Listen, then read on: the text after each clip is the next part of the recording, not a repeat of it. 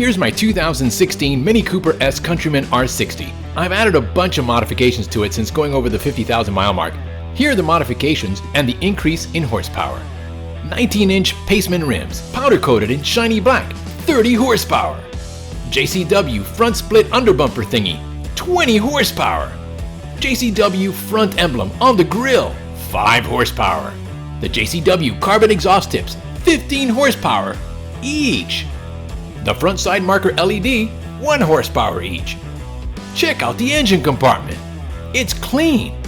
That's 10 horsepower right there. NM heat shield and NM cold air intake, 200 horsepower.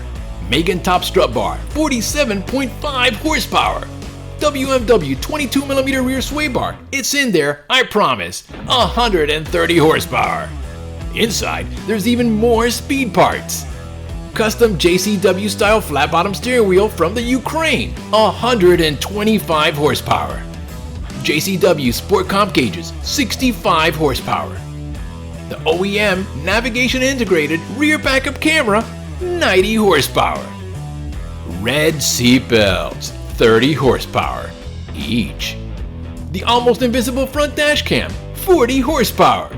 Total horsepower gains, a whopping 854.5 added horsepower. Add that to the OEM and you got over 1,000 horsepower in this bad boy.